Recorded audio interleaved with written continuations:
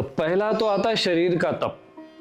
तो कहते हैं देव द्विज गुरु प्राज्ञ पूजनम शौच मार्जवम ब्रह्मचर्यम अहिंसा च शारीरम तबुच्यते। देवता द्विज, द्विज इनका उपनयन संस्कार हो गया, संस्कारा द्विज उच्यते।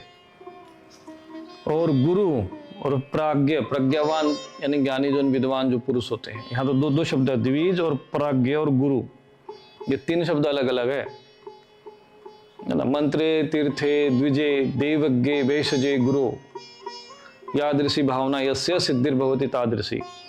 तो द्विज, देवज्ञ और गुरु ये तीनों अलग अलग विषय बताए ना। तो कुछ लोग सोचते हैं कि बस ये पंडित जी है, पुरोहित जी है, तो गुरु जी भी यही है, द्विज भी यही है, विप्र भी यही है।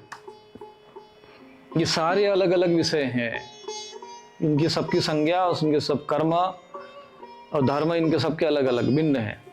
इसलिए भगवान ने यहाँ पर द्विज, गुरु और प्राज्ञ इन तीनों शब्दों को अलग अलग कहा गया है।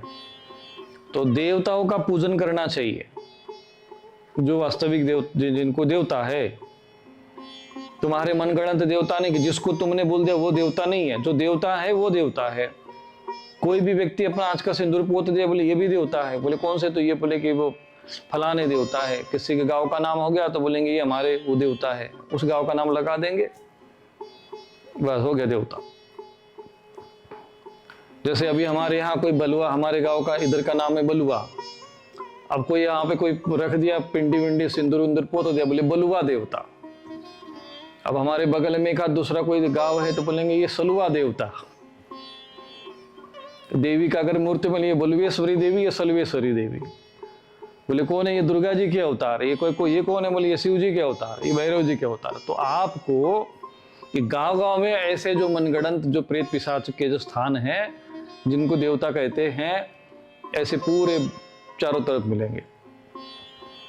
अब कहीं पर कोई चतुर और कपटी आदमी बैठ गया, थोड़ा सा दिमाग वाला, उस कपट वाले बुद्धि वाला है, तो फैला देते खूब कि नहीं यहाँ देवता है, यहाँ ये चढ़ाने से मनोती भरी। अब तो एक ऐसे ऐसी जगह हैं, कहते कि वो जूता पत्थर को बोले फलाने का जूता है, किसी पीर का जूता है, और ये बोले कि ये खान का जूता है, बोले इसमें कोई पत्थर मार देता है और पत्थर टिक जाएगा तो बोले उसी मनोकामना पूरी हो जाएगी। ऐसी चीजें फैला देते लोग। बोले ये सड़ा मुर्दा गड़ा मुर्दा है, यहाँ पे कोई माथा टेक देगा कर देगा तो उसी मनोकामना पूरी हो जाएगी। लोग पागलों की तरह, पिशाचों की तरह पिशाचों को पूज रहे और स्वयं पिशाच बन चुके, अंदर से कर्म से व्यवहार से सब पिशाच ही बन चुके। जहाँ देखेंगे वही, कोई भगवा को देख लिया, कोई हरा देख लिया, कोई गड़ा देख लिया, कोई सड़ा देख लिया, बस वही जाके माथा टेक लिया। ये नहीं देखेंगे कि भाई हमारे शास्त्र में इसका वर्णन है क्या, बस। और फिर इनको समाज में ऐसा आडंबर रच देंगे, फैला देंगे। धीरे धीरे ये सब समाज में अधर्म फैल चुका है, चारों तरफ अधर्म फैला हुआ है। और इन्होंने इतना अधर्म का साम्राज्य खड़ा कर दिया है, इतने तामसी लोग इसमें चुके, आम जनमानस है। अब अगर मेरे जैसा कोई साधु महात्मा बोलने के लिए गया कि नहीं भाई ये अधर्म है, ये देवता का, भाई ये बताओ इसका मूल क्या है, ये कौन से धर्म ग्रंथ में शास्त्रों में, तो सारे के सारे टूट पड़े। भैया तुमको कहाँ से आ गए तो शास्त्र की बात करने के लिए। मैंने यही एक बार कई जो पूछा भी कि भैया ये भगवान विष्णु है तो इनका उल्लू की जैसे आंखें कैसे हो गई। कोई ऋषि जो जब वो वहां पे मूर्ति बना रहे थे तो क्या उसको नहीं पता, विश्वकर्मा जी जो मूर्ति बना रहे उनको आंखें बनाना नहीं आता था, उल्लू की जैसे आंखें बना देंगे वो। तो उतनी बात पर भी जो है उनको समझ में नहीं आ रही है।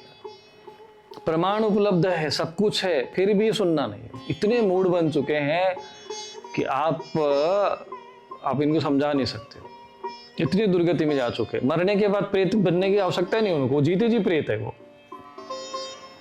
जीते जी उनके मन में पिशाचपन हावी है, पागलों की तरह अशास्त्र विहित जो है शास्त्र का कोई। तो देवताओं की उपासना नहीं कर रहे लोग, तामसी जीवन जी रहे। कहां से देवता का इनके लिए भाव है, कौन सा देवता इनके ऊपर बुद्धि इनके ऊपर देगा।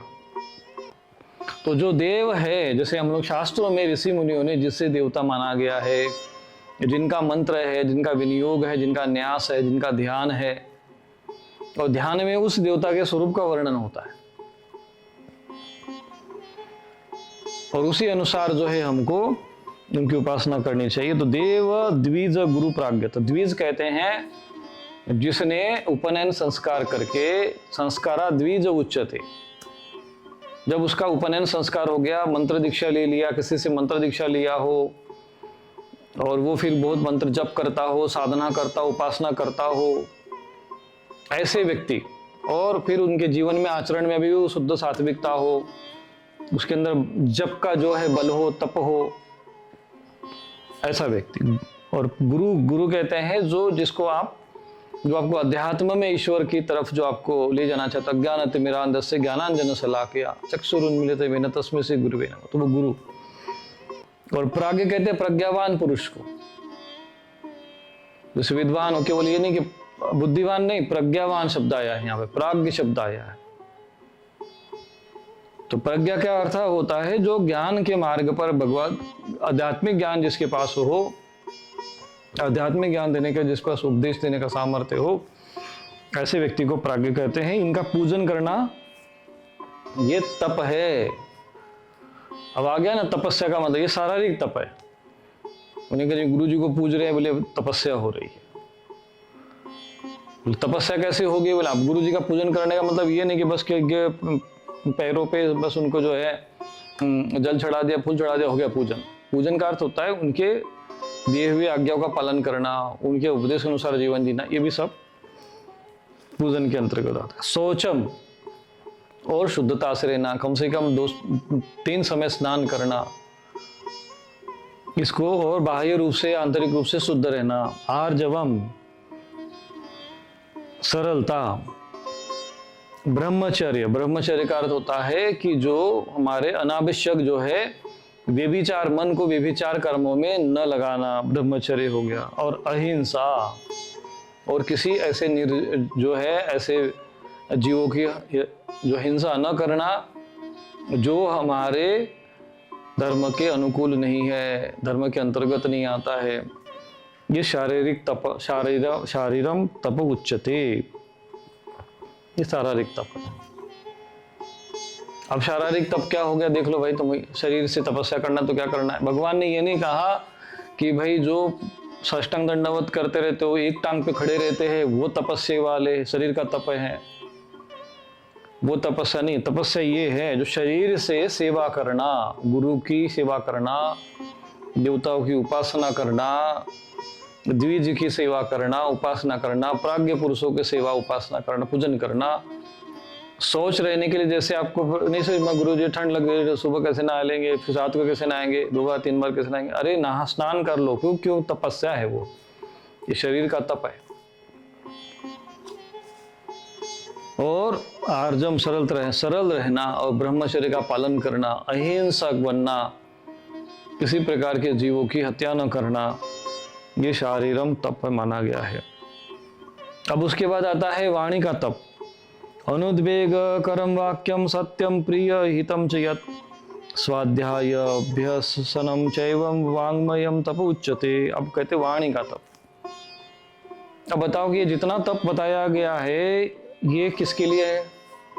गृहस्थों के लिए। भाई ब्रह्मचर्य जो है वो तो ब्रह्मचर्य का पालन कर रहा है, तो उसको क्यों ब्रह्मचर्य का उपदेश दिया जाएगा? सन्यासी वानप्रस्थ वैसे ब्रह्मचर्य, ये गृहस्थों के लिए कहा गया, जो ब्रह्मचर्य का पालन करे उसके लिए है ये। ब्रह्मचर्य का अर्थ ये नहीं होता है कि वो जो है व्यभिचारी ना होना, उसको ब्रह्मचारी कहते हैं। इंद्रियाणि संयम्य यस्ते मनसा स्मरण इंद्रियार्थान विमूढ़ात्मा मिथ्याचार सोचते। जैसे ये कुछ लोग जो होते हैं कि इंद्रियों को तो संयमित कर लेते हैं, मन से चिंतन करते रहते हैं, उसको मिथ्याचार कहते हैं। परंतु जो मन से और तन से भी भ्रष्ट हो जाते हैं उनको फिर व्यभिचारी कहते हैं। तो ऐसा आचरण न करने को ब्रह्मचर्य कहते हैं। अब वाणी का तप आ रहा है। जो उद्वेग न करने वाला हो, प्रिय और हितकारक तथा यथार्थ भाषण है, तथा जो वेद शास्त्रों के पठन पाठन में लगा है, स्वाध्याय अभ्यसनम, जो स्वाध्याय करने में लगा हुआ है, अनुद्वेग कर्म वाक्य, दूसरों को उद्वेग उत्पन्न न करने वाला, सत्य बोलने वाला, प्रियम और हितकारक जो वाणी बोलना, ये वाणी का तप है। वाणी का तप जो है ये इस प्रकार से, इस तपस्या वाणी के द्वारा भी किसी प्रकार को उद्वेग न हो, सदैव सत्य बोलना, प्रिय बोलना, हितकारक बोलना, और जो प्रिय भी हो, कभी कभी हितकारक हो परंतु कभी कभी प्रिय भी नहीं होता है। क्योंकि कुछ लोगों को बोल दो भाई मांसाहारी कर रहा हो और उसको सुनकर भाई तो उसको हितकारक मांस खाना अच्छा नहीं, तो उसको अच्छा नहीं लगेगा, उसको प्रिय नहीं लगेगा। तो प्रिय और हित की बात जब तय किया जाता तो प्रथम आना चाहिए कि हित उसमें प्रथम देखना चाहिए, प्रिय अप्रिय तो बाद में देखना चाहिए। हितकारक हो तो फिर धीरे धीरे फिर वो उसको अच्छे से समझाने का प्रयत्न करना चाहिए कि उसको बुरा ना लगे। लेकिन अब एकदम ही किसी को बुरा लग रहा है तो अब उसको भी लेकर क्या कर सकते हैं। तो हितकारक देखना चाहिए, हितकारक वाणी होना चाहिए। अब उसके बाद आता है मन। मन में भगवान कहते हैं मन प्रसादम सौम्यत्वम मौनम आत्म विनिग्रह भाव संशुद्धि तपो मान समुच्यते। मन की प्रसन्नता, मन प्रसादम, और सौम्य भाव, शांत भाव, सौम्यत्वम, सौम्य रहना, मौनम, मौन अर्थात कम से कम बोलना, मौन रहने का अभ्यास, मनन करना। मौन का अर्थ होता है मौन चुप पूर्ण ऐसा नहीं होता है। मौनम में शब्द आ रहा है मनन करना, शांत होकर बैठने, फिर मनन चिंतन करना। भगवान ने कहा, स्वामी जी ने कहा, भाई प्रवचन में कहा, ये कहा, उस पर जब शांत होकर, अब ये नहीं कि मुंह बना ले भैया मैं तो मौन हूँ, ये कर रहा हूँ, माला जप रहा हूँ भैया, ऐसे उसको मौन नहीं कहते। मौन कहते हैं मनन करते हुए एकदम शांत भाव से चुप बैठना और मनन करना, उसको मौनम कहते हैं। और आत्म विनिग्रह, ये शब्द जो है बहुत अत्यंत महत्वपूर्ण है। अपने मन का निग्रह, मनोनिग्रह, मैं आपको पहले भी कह चुका, उसी को प्रत्याहार कहते हैं। तो एक मनोनिग्रह पुस्तक आती, कभी पढ़ लेना, स्वामी बुधानंद जी की रामकृष्ण मिशन मठ से आती है। उसमें दिया हुआ मनोनिग्रह कैसे करना चाहिए, मन का निग्रह करना, मन को नियंत्रित करने को कहते हैं। भाव संशुद्धि, अंतःकरण के भावों की शुद्धि करना, इस प्रकार ये मन का तप कहा गया। 3 प्रकार के शरीर, मन और वाणी का तप है। अब कहते हैं ये तो 3 प्रकार हमें समझ में आ गया तप। अब इन 3 तपों में भी सात्विक, राजसिक, तामसिक है। आप शारीरिक तप तो कर रहे हो, पर उसमें भी सात्विक, राजसिक, तामसिक भेद हो जाएगा। मौन रह रहे हो, किस उद्देश्य से रह रहे हो, शारीरिक है, तामसिक के, सात्विक है कि राजसिक है, मानसिक है, वो उसका वर्णन भगवान कहते हैं। श्रद्धया परया तप्तम तपस्त्री विधम नरे अफलाकांक्षी भी युक्त है सात्विकम परिचक्षसे। फल को न चाहने वाले योगी पुरुषों द्वारा परम श्रद्धा से किए हुए तत्त्रिविधम, 3 प्रकार के तप, शरीर, वाणी और मन, इन 3 प्रकार से किए हुए तप को यदि आप ये सब करते समय, जैसे आप गुरु का या देवताओं का पूजन करते हैं और कोई फल की आकांक्षा नहीं रखते हैं, तो वो सात्विक माना जाएगा। और वही तप यदि आप करते हो, गुरु की देवताओं की उपासना करते हो और फिर अपेक्षा रखते हो, आकांक्षा करते हो, तो वो राजसी हो जाएगा। और मूर्ता पूर्वक करोगे कि नहीं भाई गुरु जी की सेवा करना है तो हम जो है अपनी मन मर्जी से कुछ भी करने लग जाओ, उटपटांग, देवताओं को जो भी समझ में आया पूजन करने लग जाएंगे, शास्त्र विधि का उल्लंघन करते हुए, तो वो तामसी हो जाएगा।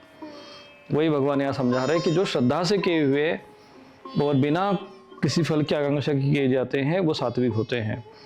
सत्कार मान पूजार्थम तपोदम्भे न चैव यत् क्रियते तदीह प्रोक्तम राजसम चलमध्रुवम। बोले जो तप सत्कार, मान और पूजा के लिए और अथवा अन्य किसी स्वार्थ के लिए भी स्वभाव से या पाखंड से, दंभ को यहाँ पाखंड शब्द माना गया, आडंबर किया जाता है, वह अनिश्चित और क्षणिक फल देने वाला तप यहाँ राजस कहा गया। राजस जो फल होता है वो निश्चित फल देता है, मतलब एक क्षणिक और अनिश्चित फल देता है।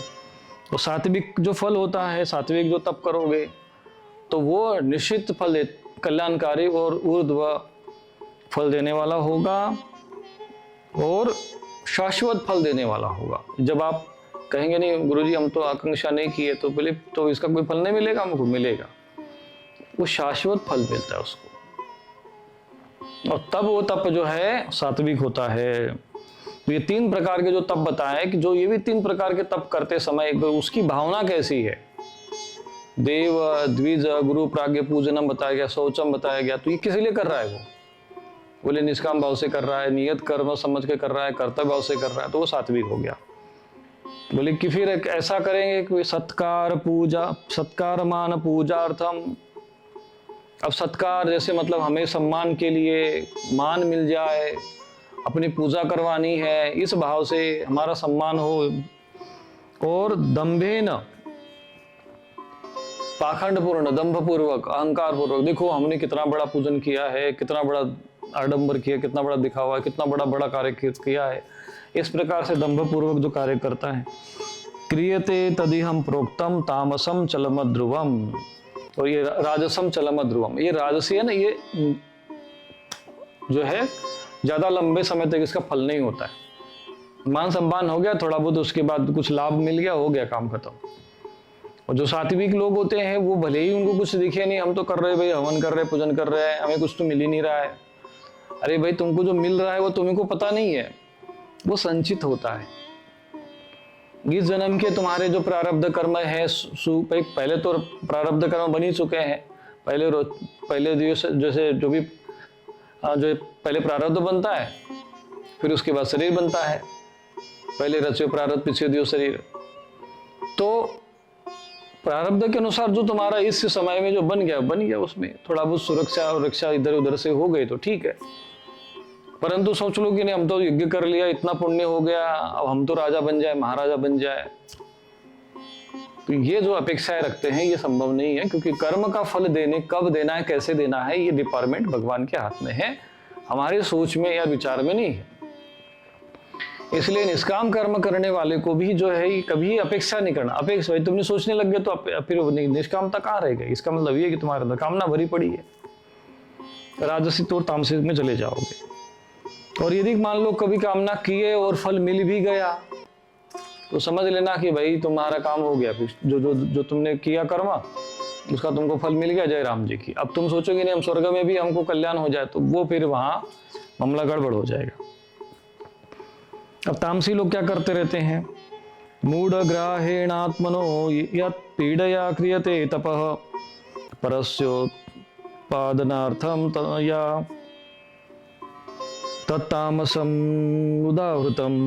जो तप मूढ़ता से, पूर्वक, हट से किया जाता है, मन, वाणी, शरीर की पीड़ा के साथ अथवा दूसरों का अनिष्ट करने के लिए किया जाता है, वह तप तामस कहा जाता है। आजकल तांत्रिक मांत्रिक खूब सीखते रहते हैं लोग, सिद्धि करते हैं, श्मशान में जाएंगे, यहाँ जाएंगे, कोई पिशाचिनी सिद्ध करेंगे दूसरों को पीड़ा पहुंचाने के लिए, दूसरों को कष्ट ठगने के लिए। और मूढ़ ग्राहेण, मूढ़ता पूर्वक, देखो मूढ़ शब्द फिर यहाँ आ गया।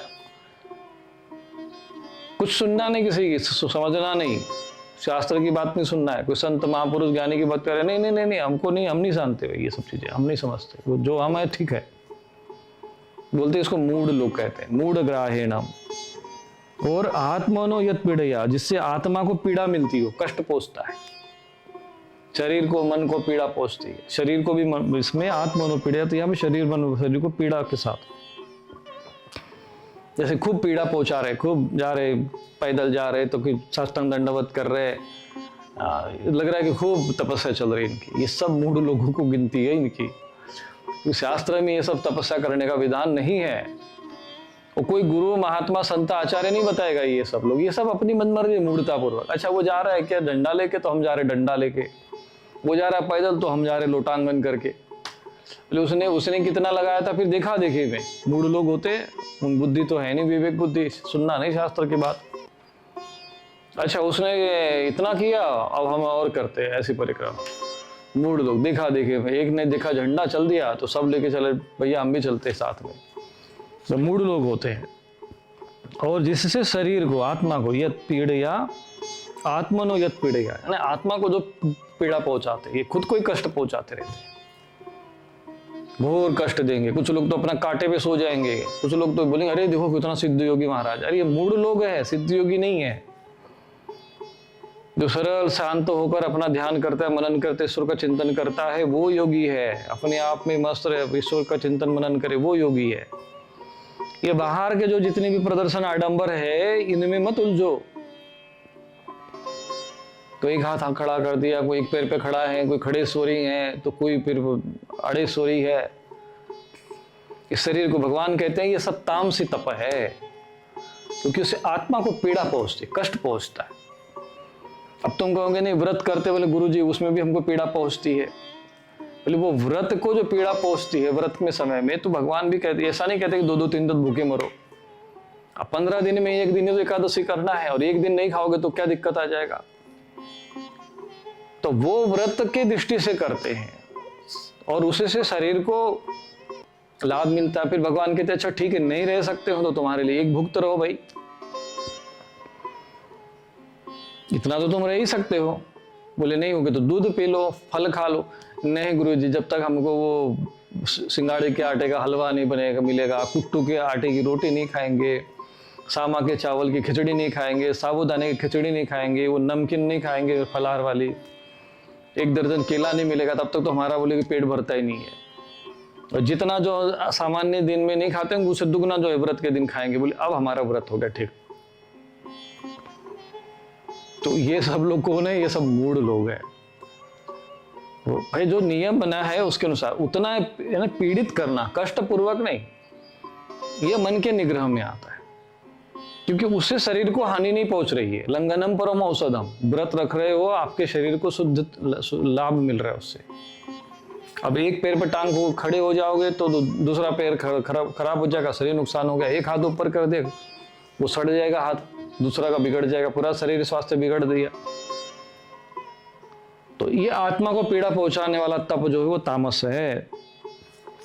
इसलिए समझ लेना कि तपस्या वास्तव में होती क्या है, ये भी समझना बहुत आवश्यक है। परस्य उत्साहनार्थम वा, तो दूसरों को कष्ट और पीड़ा पहुंचाने के लिए तपस्या। भाई मेरी एक आंख भली फूट जाए पर जिस सामने वाले के दोनों फूटनी चाहिए महाराज। तो इसके लिए जो है कुछ भी करो, तंत्र मंत्र करवाओ, जब मुर्गा काटना हो, जब बकरी काटना हो, जब सुअर काटना हो, हम हमारा पैसा ले लो, कुछ भी कर लो, इसका जो है नुकसान हो जाए, इसकी हानि हो जाए। और ऐसे भी एडवर्टाइजिंग देने वाले होते। एक मेरे शत्रु अपने शत्रु को तड़पता हुआ देखिए, 1 घंटे में अपने शत्रु को तड़पता देखिए। दूसरे का गृहस्थ जीवन सुखी नहीं देखेगा, बोली इसकी पत्नी अच्छी है, पढ़े दोनों में आपस में प्रेम है, बोली ये मेरे वश में होनी चाहिए महाराज, ये संपत्ति हमको, ये मर जाए तो हमको इसकी संपत्ति हमको मिल जाए महाराज। और ऐसा कर करके इन तांत्रिक और पिशाच और बाबाओं के चक्कर में खूब बाबा एडवर्टाइजिंग भी करते रहते। गवर्नमेंट भी इनको संरक्षण देती है, भैया तथास्तु, तुमको जो स्टिकर लगाओ रेलवे स्टेशन पे लगाओ या कहीं भी लगाओ, तुमको कोई कुछ नहीं बोलेगा, क्योंकि बाबा शब्द लग गया। भाई बंगाली बाबा, कौन जाएगा अपना वहां सिर फोड़ने के लिए? कहीं ऐसा ना हो कि हमारे ऊपर न चढ़ा दे भैया। 1 घंटे में शत्रु को तड़पता हुआ देखिए। और ये इनमें कुछ होता है कुछ नहीं, थोड़े भूत प्रेत वगैरह सिद्ध कर लेते, होते कुछ नहीं इनको। अभी 2 लठ पड़ जाएंगे इनको, सब अपने आप इनकी बाबागिरी निकल जाएगी। तो ये साधु संत स्वामी बाबा शब्द लगा के अपने को पुजवाते हैं। तो ऐसे लोगों का भी इलाज जो है शासन प्रशासन को करना चाहिए, समाज को करना चाहिए, और ऐसे लोगों के चक्र में फंसना नहीं चाहिए। ये तामसी लोग होते हैं, ये प्रेत पिशाच, उपासना सिद्धि, कर्ण पिशाचनी सिद्धि वाले, मसान सिद्धि करने वाले, कराने वाले, ये सब तामस लोग हैं। और समाज में यही सब चल रहा है प्रचलन। अब चल रहा है तो भुगत भी रहे जीवन में, ऐसा नहीं कि इनकी शक्ल सूरत अकल देख लो सब।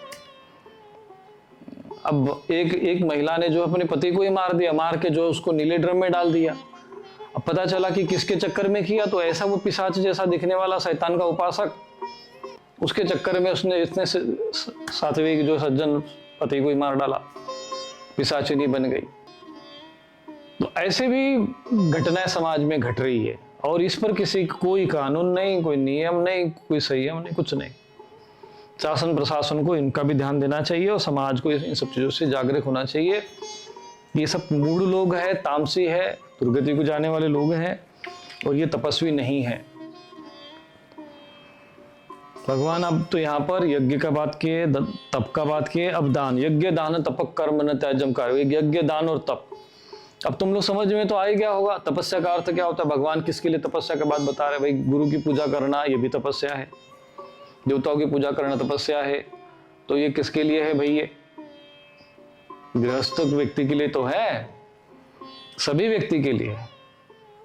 पर भगवान उपदेश देते समय गृहस्थ, सन्यासी, वानप्रस्थ ऐसा समझकर उपदेश नहीं दे रहे। ये समस्त मानव जाति के लिए सर्वभूत हिते रता, उसमें सब आ गए। कोई ये सोचकर कि हम तो गृहस्थी है, हमारे ये लिए हम तो भैया गृहस्थी मतलब इसका क्या होता है? तुमको पता है गृहस्थ धर्म के नियम क्या होते हैं? गृहस्थी का मतलब ये नहीं होता है कि तुमको विषय विलासिता में डूबने के लिए, सारे भोग विलासिता में डूबने के लिए तुमको सारी छूट मिल गई हो।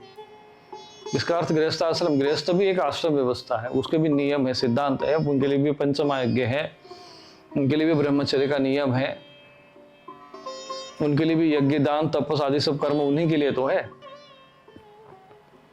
और ये सब करने के लिए आधारभूत ब्रह्मचर्य आश्रम है कि शिक्षा आदि गुरुकुल के माध्यम शिक्षा ग्रहण करके फिर गृहस्थ आश्रम में उन नियमों का पालन करो। ज्ञान वहां पे ब्रह्मचर्य आश्रम पालन करने के बाद फिर उसके बाद अपना भाई वानप्रस्थ आश्रम किसके लिए? जो गृहस्थ आश्रम है वही ना वानप्रस्थ आश्रम जाएगा।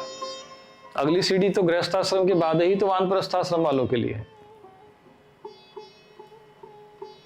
लोग जो है बस उसे में सोचते हैं हमारा तो है नहीं भाई, तो सब गृहस्थी, हम तो गृहस्थी। अरे गृहस्थी तुम ऐसे कर करके तुम ऐसे कीचड़ में फंसे रहोगे, तुम्हें मृत्यु नहीं दिख रही है कि भाई नित्य मृत सन्निहित तो मृत्यु निकट आ रही है, शरीर का रोग नहीं दिख रहा है, बुढ़ापा नहीं दिख रहा है।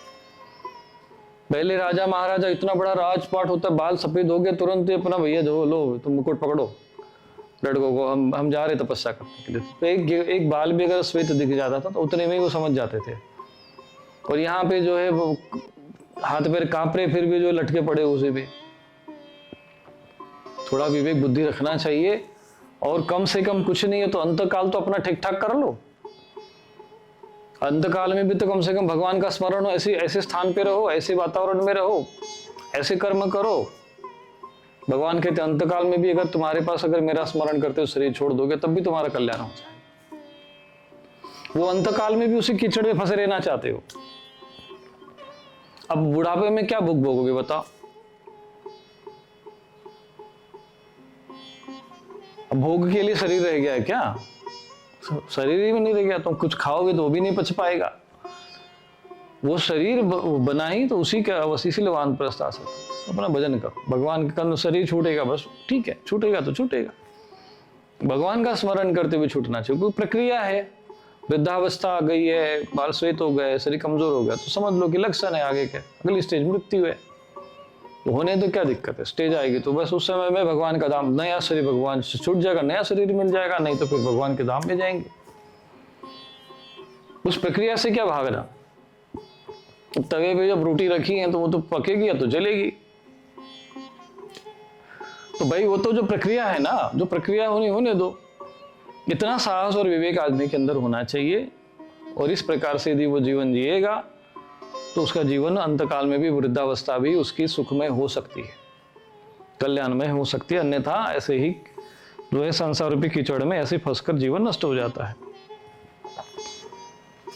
अभी बस 5-6 श्लोक है तो मैं आज इसको पूर्ण कर ही देता हूं। अब आते हैं बात दान का। यत्तु प्रत्युपकारार्थम फलमुद्दिश्य वा पुनः दीयते च परिक्लिष्टम तद्दानम राजसं स्मृतम। हाँ, सात्विक वाले में आता है दातव्यमिति यद्दानम दीयते अनुपकारिणे देशे काले च पात्रे च तद्दानम सात्विक स्मृतम। दान देना भी कर्तव्य है। दातव्यम इति यद दानम, ऐसे भाव से जो दान देते हैं। देशे च काले च पात्रे अनुपकारिणे, और देश काल और पात्र के प्राप्त होने का उपकार न करने वालों के प्रति दिया जाता है वह दान सात्विक है। कैसा नहीं कि दान दे दिया तो मुझे उसके बदले में कुछ मिलेगा, उपकार हमारा कर देगा, ऐसा नहीं। अनुपकारेण, कैसा नहीं दान दिया तो ये हमारे लिए कुछ दे दे, हमारा उपकार कर ले, ये भावना नहीं होनी चाहिए। भगवान कहते हैं दीयते अनुपकारिणे दातव्यम इति दानम, कि दान देना हमारा कर्तव्य है इस भाव से। और सामने वाला व्यक्ति को दान कर दिया तो ये मेरा कोई उपकार करे बदले में, ऐसा कोई भाव न हो। और देश काल और पात्र, अर्थात उत्तम तीर्थस्थल होना चाहिए, उत्तम देश होना चाहिए, समय भी उत्तम होना चाहिए, और देने वाले का भी पात्र होना चाहिए कि भाई इसको हमने दान दे रहा है, ये आगे चल के क्या करेगा इसका। ऐसा तो नहीं कि शराब पी लेगा, गांजा पी लेगा, सिगरेट पी लेगा, या कहीं जाके कुछ मांस मछली शराब तो नहीं पी जाएगा, कुछ इधर उधर गड़बड़ तो नहीं कर देगा। ये भी देखना चाहिए। तो देश काल और पात्र का ध्यान रखकर और किसी भी प्रकार के उपकार की भावना मन में न रखे और दान देना कर्तव्य है, इस भाव से दिया हुआ दान सात्विक दान कहलाता है। फिर राजस दान क्या है? यत्यु प्रत्युपकारार्थम फलमुद्देश्य वा पुनः दीयते च परिम क्लिष्टम तद्दानम राजसम स्मृतम। किंतु जो दान क्लेश पूर्वक, अरे दान देते समय क्लेश हो रहा है, अरे इतना जा रहा है भैया, हमारा पैसा जा रहा है, ऐसा जो क्लेशपूर्ण भाव है। और प्रत्युपकारार्थम यानी इससे कुछ हमें कुछ मिल जाए, भैया हमारा उपकार कर दे, फिर हम तो दान दिए तो बदले में हमको कुछ न कुछ दे, अथवा फल को दृष्टि में रखकर, अथवा कोई हमें ये विशेष फल मिल जाए, फिर वो दान किया जाता है, वो राजस दान होता है।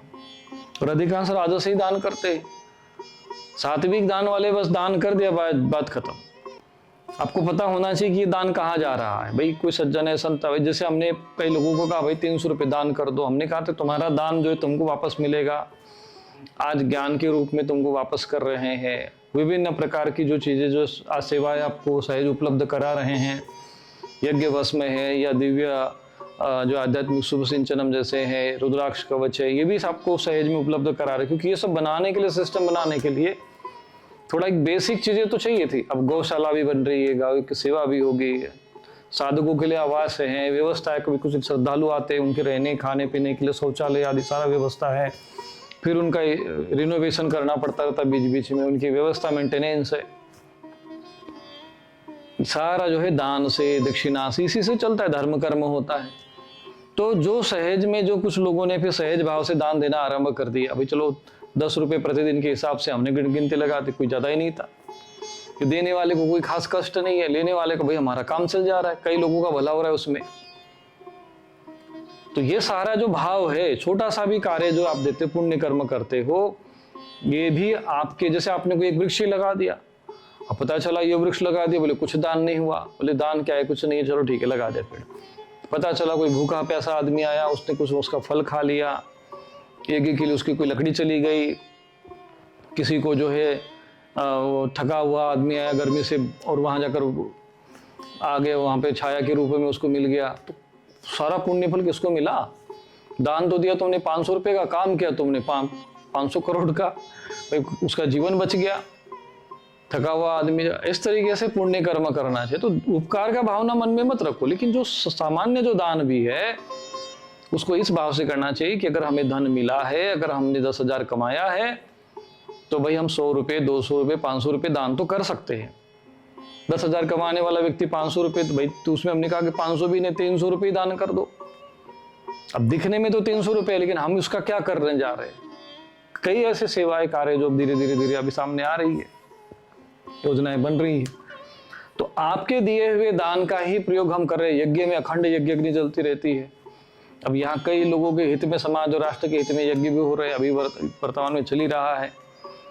कितना हम लोगों को कष्ट और पीड़ा सहन करते हुए, क्योंकि जो आने वाले समाज, पूरे विश्व समाज संकट में है, और उस संकट को निवारण करने के लिए चलो अपनी तरीके से जो लोग कर रहे, प्रयत्न कर रहे हैं, लेकिन कुछ तो दैवीय कारण भी होते हैं। उसको नियंत्रित करने के लिए जो तप करना पड़ता है, अनुष्ठान करने पड़ते हैं, ये करने पड़ते हैं, वो कैसे होगा? तो जो दान देने की भावना से आपको करना चाहिए, और किसी प्रकार की उपकार की भावना न रखकर सहज भाव से जो दान हो जाए, वो दान सात्विक दान है। यदि कामना है, क्लेश पूर्वक है, तो वो राजसिक दान है। और मुहूर्त भी देखना चाहिए, देश भी देखना चाहिए, पात्र भी देखना चाहिए। देश काले और पात्रे। अदेश काले यद्दानम अपात्रेभ्यश्च दीयते असत्कृतम असज्ञान असतज्ञानम तत्तामस मूर्धावृतम। जो दान बिना असत्कृतम यानी सत्कार के, तिरस्कार पूर्वक, अरे ले भाई चल 5 रुपये ले, 10 रुपये, जाओ जाओ जाओ, तिरस्कार पूर्वक जो दान देते हैं, आदेश अयोग्य काल में बिना कुपात्र के प्रति दिया जाता है, वदन तामस के। दान देते समय देश काल पात्र देखना चाहिए कि भैया हम जो दान दे रहे हैं, बोले नहीं दान इसलिए देना है कि हमारे देवता को जो है कर्जा लिए थे, तो ये दान छल पूर्वक कपट पूर्वक लिया जा रहा है ना। कोई देवता तो कर्जे में, कोई कुबेर जैसे देवता को कहाँ से कोई धर्म ग्रंथ में वर्णन नहीं, और फिर क्यों और दान दे देंगे। और वो जब स्वयं देवता है तो वो अपना कर्जा नहीं चुका सकते, वो भक्तों से होगा, इसके लिए ये सब सारा कपट रचते हैं। तो ये कपट पूर्वक जो है समाज से धन ग्रहण करने के लिए संग्रह करते हैं। फिर ऐसे लोग जो है अधर्मी प्रकृति के कपट मानसिकता पहले भरा पड़ा है, ऐसे लोग कहाँ से कोई धर्म कर्म करेंगे, इनके द्वारा धर्म कर्म नहीं हो पाता। हाँ, ये अधर्म का साम्राज्य जरूर फैला देते हैं, जहां बाद में लोगों को लड्डू देकर बेईमान, वो उसके लिए भी उनके पास ये नहीं कि हम 2000 का 3000 का जो घी अच्छे से खरीद कर गौशाला अपनी गौशाला बनाए, गायों की सेवा कर, इतना करोड़ों का दान आ रहा है तो अपनी गौशाला बनाकर उसका जो शुद्ध गाय का घी आ जाए तो उसका लड्डू बना के खिलाए। उनको भी 400-500 रुपए किलो का लोगों को लड्डू बना खिला दो। लोग मरी जाए तरे बस जो है बस श्रद्धा। लोगों के साथ ऐसा छल होता है अंदर की कि हम देखेंगे तो सब देख ही रहे हैं, पर भगवान उसी को कह रहे कि यही सब जो है तामस जो है दान के लक्षण है ये सब। आगे भगवान कहते हैं ओम तत्सदिति निर्देश्यो ब्राह्मणस्त्रिविध स्मृतः ब्राह्मणास्तेन वेदाश्च यज्ञाश्च विहिता पुरा। ओम तत् और सत, ऐसा ये 3 प्रकार वाला सच्चिदानंद ब्रह्म का नाम कहा गया है। उसी से सृष्टि के आदिकाल में ब्राह्मण और वेद तथा वेदादि रचे गए हैं। कहते हैं कि जो ब्रह्म है उसके 3 नाम है, ओम, तत् और सत। कभी इस विषय को विस्तार पूर्वक भी आप समझाएंगे क्योंकि विषय थोड़ा गूढ़ है। तो ओम तो उस ईश्वर का ही, ओम इति एकाक्षरम ब्रह्म, तत् यानी उसी को कहते हैं तत् वह, और सत यानी सत्य, सत्य जो सदैव रहने वाला है। और ऐसा जो ब्रह्म है उसी से सृष्टि के आदिकाल में ब्राह्मण और वेद और यज्ञ आदि रचे गए थे। ब्राह्मण, वेद और यज्ञ आदि उसी से ब्राह्मण, तो सृष्टि के आरंभ में सब ब्राह्मण ही उत्पन्न हुए थे। ये भी एक प्रमाण जो है यहाँ पर मिलता है। वेद और यज्ञ की रचना उसी समय हो गई थी सृष्टि के आदिकाल में। ब्राह्मण, सृष्टि के आरंभ में ब्राह्मण, वेद अर्थात ज्ञान और यज्ञ, ये 3 जो है सृष्टि के आरंभ में रचे गए थे। वो कहाँ से आए थे? ओम, तत् और सत। इन 3 जो भगवान के जो जिनको नाम निर्दिष्ट किया गया, ऐसे ब्रह्म से ही ये सब उत्पन्न हुए थे। तस्मादोमित्युदाहृत्य यज्ञदान तपक्रिया प्रवर्तन्ते विधानोक्तम सततम ब्रह्मवादिनाम। इसलिए वेद मंत्रों की उच्चारण करने वाले श्रेष्ठ पुरुषों की शास्त्र विधि से नियत यज्ञ दान आदि तप की क्रियाएं सदा ओम इस परमात्मा के नाम से उच्चारण करके आरंभ होती है। अब यहाँ पर एक रहस्य आपको बता दें कि जितने भी जो ब्राह्मणवादी ब्रह्मवादी न है ना, यहाँ पे ब्रह्मवादी नाम अर्थात जो ब्रह्मवादी महापुरुष है, ऐसे जो पुरुष है, जब वो शास्त्र विधिक से के साथ यज्ञ दान तपक्रिया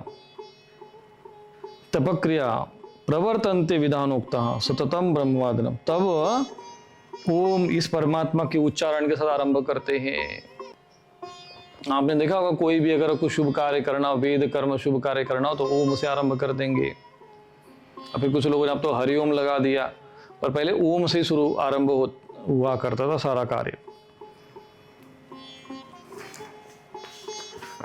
तद्दित्य नभिसंधाय फलम यज्ञ तपक्रिया। देखो यहाँ पर यज्ञ, दान और तप, ये 3 क्रियाओं का वर्णन बार बार आया है। ध्यान रखना ये जीवन में यज्ञ, दान और तप ये कभी भी नहीं त्यागना चाहिए, किसी को भी नहीं त्यागना चाहिए।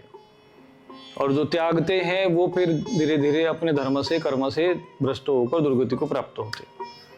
भगवद गीता में आगे आएगा, बार बार यज्ञ दान तप क्रिया ये शब्द आया है। दान क्रियाश विविधा क्रियन्ते मोक्षकांक्षिभिः। और तत् से क्या होता है? तत् अर्थात नाम वाले परम तत्व का भी यही सब है। इस भाव से फल को न चाहकर नाना प्रकार की यज्ञ तप क्रियाएं तथा दान रूप क्रियाएं कल्याण के छल पुरुष के द्वारा की जाती है। तो जो मोक्ष के अभिलाषी होते हैं वो तत् का प्रयोग करते हैं। इसलिए हम लोग हरिओम, जैसे ओम तत्सत इति, ऐसा यहाँ पर भी भगवद गीता में भी आया होगा, तो ओम तत्सत इति ऐसा कहते हैं हम लोग ज्यादातर। तो तत्स अर्थात उस परब्रह्म, तत् माने वह, तत्त्वमसि, ये भी उपदेश दिया जाता है कि वो तुम ही हो। तत् माने वो परमात्मा, उसी परमात्मा को ये समर्पित है, उसी परमात्मा जिससे ये सारी सृष्टि की उत्पत्ति हुई है। तो ये सारी जितनी भी क्रिया है वो भगवान को समर्पित है। ऐसे भाव से जो कर्म करते हैं वो मोक्ष के आकांक्षी होते हैं। सद्भावे साधुभावे च सदित्येत प्रयुज्यते प्रशस्ते कर्मणि तथा सशब्द पार्थ युज्यते। तो सत इस प्रकार जो परमात्मा का नाम है वो सत्य भाव में, श्रेष्ठ भाव में प्रयोग जाता है। तथा हे पार्थ, जैसे सत चित आनंद शब्द का प्रयोग करते हम लोग, कर्म में भी सत्य शब्द का प्रयोग किया जाता है कि जिसमें सत्य भाव हो, श्रेष्ठ भाव हो। जैसे सत्य में वो जयते, बार बार जहाँ पर भी सत्य शब्द का प्रयोग आता है तो समझ लेना चाहिए कि जो श्रेष्ठ भाव और सत्य भाव यानी साधु भावे और सद्भावे, सद्भाव में और साधु भाव से जो कर्म किए जाते हैं वहाँ पर सत शब्द का प्रयोग किया जाता है। यज्ञे तपस्वी दाने च स्थिति सदिति चोच्यते कर्म चैव तदर्थीयम सदित्येवाभिधीयते। तथा यज्ञ तप और दान में जो स्थिति है वह भी सत इस प्रकार कही जाती है, और उस परमात्मा के लिए किया हुआ कर्म निश्चित पूर्वक सत ही कहा जाता है। अब ये एक श्लोक अत्यंत महत्वपूर्ण है, भगवान का ये वचन अत्यंत महत्वपूर्ण है कि यज्ञ तप और दान में जो स्थिति है वो सत है, अर्थात सदैव रहने वाली है। जब आप यज्ञ दान और तप की क्रिया सात्विक भाव से करते हैं और तो उस समय का जो उसका जो फल है वो सत है ना, सदैव रहने वाला है, सदैव जगत का कल्याण करने वाला है। इस प्रकार कहा जाता है उस परमात्मा के लिए किया हुआ कर्म निश्चित पूर्वक, और परमात्मा को जब समर्पित कर देते हैं वो भी सत है, अर्थात शाश्वत है, सदैव रहने वाला उसका फल। अश्रद्धया हुतम दत्तम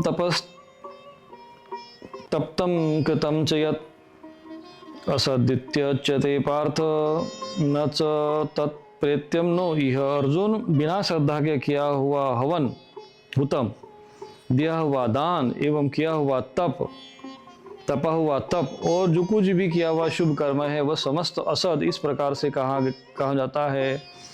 इसलिए वह न तो इस लोक में लाभदायक है न मरने के बाद भी। लो, भगवान ने अंत में साफ शब्दों में समझा दिया कि तुम लोग जो है यदि अश्रद्धा से दान दोगे, है ना, अज्ञानता पूर्वक तप करोगे, शास्त्र विधि का उल्लंघन करते हुए आचरण करोगे, तो भगवान कहते हैं कि ऐसा तप, ऐसा दान, ऐसा किया हुआ हवन, वही बात मैं तुमको अभी कुछ समय पहले बता रहा था कि ये सब दुर्गति का कारण बनते हैं। भगवान भी वही कह रहे, न च तत्प्रेत्यम नो इह, अर्थात न तो इस लोक में और न प्रेत्य न मरने के बाद भी। अगर इस प्रकार का तुम हवन करोगे, मन मर्जी का यज्ञ करोगे, न हवन सामग्री का पता, न विधिहीनम अश्रेष्टान्नम, मंत्र नहीं पता है, विधि विधान पता नहीं है, बस चल रहा है स्वाहा स्वाहा, वो जो आहुति, कोई यज्ञ, कौन सा यज्ञ, बस में क्या हवन सामग्री में क्या है, हवन कुंड ठीक है कि नहीं है, मंत्र भी कौन सा पढ़ रहे, विधि विधान से आधा तो वाचिक पढ़ रहे, आधा उपांशु पढ़ रहे, आधा मानसिक पढ़ रहे, तो ये सब विधिहीनम है, तामसी। और ऐसे जितने भी करोगे तुम कर्म कर भी दिए, हाँ, दिखावे के लिए तो हो गया भैया कि हमने बड़ा पूजन हो गया, घर में बड़ा अच्छा रहा, हम तो बड़ा इतना बड़ा कार्यक्रम हो गया, बहुत बढ़िया हुआ। भाई तुमने कुछ नहीं कूड़ा कबाड़ा कर दिया अपना अंदर। क्यों? क्योंकि शास्त्र विधि विधान, तुम शास्त्र विधि का ध्यान ही नहीं रखा, दिखावा, प्रदर्शन, अहंकार, इसी में सब कुछ चला गए। तो बोले उसका क्या होगा? बोले तो इस लोक में कुछ नहीं मिल रहा तुमको, या कुछ फल नहीं मिलेगा। भगवान की वाणी है भाई, भगवान फल देने वाले, उनको पता है कैसे किसका फल जाता है। और न प्रेत्य, मरने के बाद भी तुमको कुछ नहीं मिलने वाला है। मरने के बाद तुम सोचोगे कि चलो भाई हमने तो खूब दान कर दिया था, खूब पुण्य किया था, खूब यहाँ इस देवता को चढ़ावा चढ़ाए थे, वहाँ खूब यहाँ मूर्खों की तरफ मूर्ख बने थे, यहाँ इतना सोना चढ़ा दिया, उतना सोना चढ़ा दिया। कुबेर जी को जो है भैया उनका कर्जे में थे देवता, तो चलो भाई हम देवताओं की जो है हमने कर्जा उतार दिया, अभी जो बाकी जो बचा है वो हमारे जो है दूसरे लोग उतारते रहेंगे और जीवन भर उतारते रहेंगे। तो ऐसे जो कपटी लोग, जो दान लेने वाले और दान देने वाले, इनका कोई रिजल्ट नहीं निकलता, कोई लोग परिणाम। भले फिर महाराज फिर भी ये लोग खूब उन्नत दिखते हैं, भले ये उनके पिछले जन्म जो प्रारब्ध कर्म है उसको भोग रहे हैं। यदि शास्त्र के विधि विधान के अनुसार नहीं करोगे, यह शास्त्र विधि वृत्सुज्य वर्तते काम कारत, भगवान कहते हैं न स सिद्धिम वाप्नोति न सुखम न पराम गतिम। यदि तुम यज्ञ कर रहे हो, हवन कर रहे हो, तो उसका परिणाम आपके जीवन में यदि सच में साधना करोगे तो स्वतः ही दिखने लगता है। मरने के बाद मुक्ति नहीं, जीती जी मुक्ति का अनुभव होने लगेगा। अंतःकरण की शुद्धता, मन की प्रसन्नता, सात्विकता, दिव्य अनुभूति, देवताओं के दिव्य दर्शन, सब कुछ होने लगता है। आप विधि सहित करो तो सही। कई लोगों को हमने साधना उपासना बताई, लोग कर रहे हैं, कई लोगों को दिव्य अनुभूतियां हो रही है। तो जिनको अनुभूतियां हो रही है वो तो भाई आपको सबको पता है, हम सब कुछ लाइव ही बोलते हैं, तो वो उनके अनुभव के आधार पे ऐसे दिव्यता। उनको तो लोग जो मूर्ख मूढ़ लोग, उनको लगता है ऐसे कैसे झूठे कुछ प्रपंच रच दिए होंगे इसलिए ऐसा हो रहा है। अरे मूढ़ो, तुमको ये पता नहीं है कि तुम लोग मूर्खों की तरह उपासना कर रहे हो, जैसे तुम्हें अनुभूति नहीं हो रही। उनको लगता है कि नहीं हम तो करते, हमें तो कुछ नहीं मिला, इनको कैसे अनुभूति हो रही है। इसलिए कि भाई वो शास्त्र विधि के अनुसार कर रहे हैं, वो स्वामी रूपेशानंद महाराज जी के मार्गदर्शन और नेतृत्व में कर रहे हैं, इसीलिए हो रहा है। और हम कोई भी बात शास्त्र विधि के विपरीत रखते नहीं है। संत महापुरुषों ने, शास्त्रों ने जो ज्ञान दिया है, बस केवल वही का वही हम उठा के आपको सामने रखते। कोई हमने कोई पुराण नहीं रचा है, न कोई हमने संप्रदाय बनाया है, और न कोई पंथ बनाया है, और न कोई कुछ नहीं। हम जो हमारे ऋषि मुनि, भगवान की वाणी है वही सब आपको बता रहे, संतों की वाणी है, ऋषि मुनि का ज्ञान है वही आपको दे रहे। बस उसको हमने अपने जीवन में आचरण किया, उसमें जो शास्त्रोक्त विधि विधान है, कोई दोष है उसमें कमियों को हटाया, जो यथार्थ कल्याणकारी और शास्त्रों के विधि विधान है वो आपको समक्ष रखा, लोगों को लाभ हो रहा है।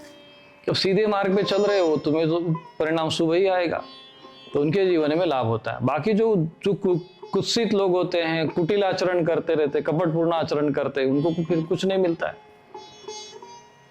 तो मन में कपट रख के करते हैं, तो फिर लोग कहते हैं अरे हमको लाभ नहीं मिल रहा। भैया तो अपने अंतःकरण भी थोड़ा देख लो कि तुमने सच में शुद्धता की भावना से क्या किया था, क्या तुम्हारा आहार विहार कैसे ठीक ठाक है या नहीं। नहीं महाराज, थोड़ा बहुत खा लेते हैं, इधर का भी खा लेते, थोड़ा उधर भी खा लेते हैं, ये भी खा लेते, वो भी खा लेते हैं, हम काल भैरव अष्टक पढ़ रहे, हमें लाभ नहीं मिल रहा है। तो भाई थोड़ा सा जो नियम है, सिद्धांत है, उसका भी पालन करो। तो भगवान ने अंत में कह दिया है कि इस प्रकार से अशास्त्र विधि, मतलब शास्त्र विधि उल्लंघन करके जो है, और कितना भी तुम ये सब बाहर का दिखावा आडंबर रचो, तमाशा करो, पाखंड रचो, उसका ना तो इस लोक में कोई परिणाम है, ना मरने के बाद भी तुमको कुछ मिलना है। थोड़ा बहुत बहुत हो गया, वाह वाह वाह साहब जी बहुत अच्छा बड़ा कार्यक्रम कर दिए, बहुत बड़ा भंडारा अच्छा था, खा पी के जय राम जी के बोल के दो चार प्रशंसा कर देंगे, तुम भी आत्मसंतुष्ट हो जाओगे, हो गया काम, जय राम जी की। जब तक तुम्हारे अंदर लोक कल्याण परोपकार की भावना, निस्वार्थ भावना नहीं आएगी, तब तक उसका कोई विशेष फल नहीं होगा। इसलिए यज्ञ करो, दान करो, तप करो, तो वो शास्त्र के विधि विधान के अंतर्गत ही करो, शास्त्र विधि को समझ कर करो। नहीं समझ में आता है तो महापुरुषों के अनुसार उनका मार्गदर्शन लो, और महापुरुष भी ऐसे हो जो केवल जो शास्त्रोक्त विधि के अनुसार आपको मार्गदर्शन करते हो। ये मन गणंत ज्ञान उपदेश देने वाले ये मूड जो है, केवल ऐसा नहीं कि कोई गेरुआ कपड़ा पहन लिया, पीला पहन लिया, सफेद पहन लिया तो सारे ज्ञानवान ही हो गए। जिनको शास्त्रों का ज्ञान नहीं है, तत्वों का ज्ञान नहीं है, जिन्होंने शास्त्र का अध्ययन नहीं किया, जीवन में उनका आचरण नहीं किया है, ऐसे लोगों के उपदेश भी ऐसे ही मनगढ़ंत होते हैं। हाँ बस ये ऐसे ही है तो वैसे ही, मान्यता है तो ये है तो वो है, ऐसा नहीं। प्रमाण चाहिए, तो आपको प्रमाण दिखना चाहिए अवश्य। ये सारे विषय गूढ़तापूर्ण है, और यही विषय भगवान भी समझाए हैं। जो भगवती वाणी है उसको समझकर आगे का अपना जीवन, साधनात्मक जीवन श्रेष्ठता के मार्ग पर अग्रसर करना चाहिए। तो आज इतना ही, और इसका चिंतन मंथन करो, मनन करो। मनन करते हैं, मनन करने की क्षमता हमें है, इसलिए हम मनुष्य है। तब आपको भगवद गीता का ज्ञान समझ में आएगा। और हमने भी जो इसकी व्याख्या की है, जो उपदेश दिया है, जो वर्णन किया है, उसमें भी चिंतन मंथन करो। यदि ऐसा लगता है कि नहीं, इसमें कोई किसी प्रकार की कमी है, या उस भाव को मैं या व्याख्या को यदि कोई किसी विपरीत पद्धति से कह रहा हूँ, कुछ भी ऐसा कुछ लगे हो, तो आप निसंकोच भाव से या अपने प्रश्न, अपनी जिज्ञासाएं या अपना जो भी विषय हो, आप निश्चित रूप से आश्रम के जो नंबर है उस पर भेज दे या ईमेल कर दे। उस पर भी हम चर्चा करेंगे, उसको भी उत्तर देने का प्रयत्न करेंगे। और यदि हमारी कोई उसमें कमी होगी तो हम त्रुटि हो तो उसमें भी सुधार कर लेंगे।